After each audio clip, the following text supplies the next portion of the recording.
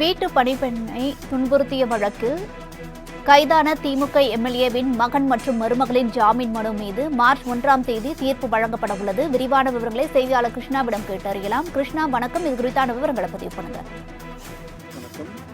வீட்டு பணி பெண்ணை துன்புறுத்தியதாக பல்லாவரம் தொகுதியில் திமுக எம்எல்ஏ கருணாநிதி மகன் ஆண்டோ மதிவாணன் மற்றும் அவரது மனைவி நர்லினா ஆகியோர் இந்திய தண்டனை சட்டம் வன்கொடுமை தடுப்பு சட்டத்தின் கீழ் பதியப்பட்ட வழக்கில் கடந்த ஜனவரி 25ஆம் தேதி ஆந்திராவில் வைத்து தனிப்படையினரால் கைது செய்யப்பட்டனர்.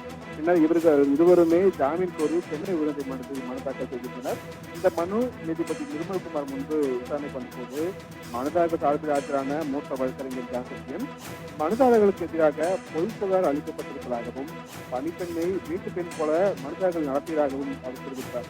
பணிப்பெண்ணின் கல்லூரி படிப்புக்கான கட்டணத்தை செலுத்தியதாகவும் கடந்த டிசம்பர் மாதம் அந்த பெண்ணின் பிறந்தநாளை மிகவும் மகிழ்ச்சியாக கொண்டாடியதாகவும் கூறி அதற்கான புகைப்பட ஆதாரங்களையும் நீதிமன்றத்தில் அவர்கள் தரப்பில் தாக்கல் செய்யப்பட்டது.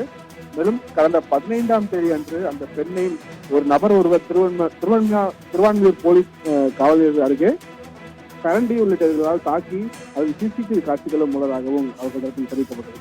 பாதிக்கப்பட்ட பெண் சார்பில் ஆஜரான மூத்த வழக்கறிஞர் பணிப்பெண்ணுக்கு மிகவும் கொடூரமான ஒரு அநீதி இழைக்கப்பட்டுள்ளதாகவும் அந்த பெண் விரும்பிய படிப்பை கூட அவர்களால் படிக்க முடியவில்லை என்றும் கூறினார். பாதிக்கப்பட்ட பெண்ணிடம் வாக்குமூலம் பெற்ற பிறகு இந்த வழக்கு தொடர்பாக எந்த ஒரு விசாரணையும் காவல்துறை மேற்கொள்ளவில்லை எனவும் புகாருக்கு உள்ளான இருவரிடமும் காவல்துறை விசாரணை கூட நடத்தவில்லை என்றும் தெரிவித்திருந்தார்.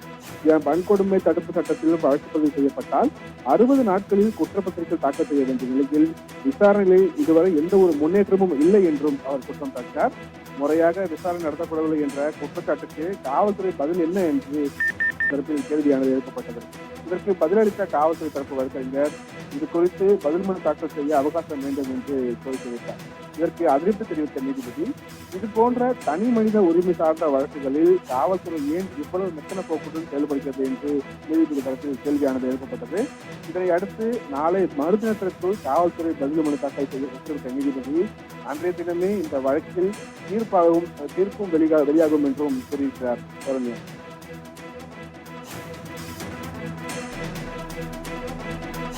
கிருஷ்ணா, விவரங்களுக்கு நன்றி.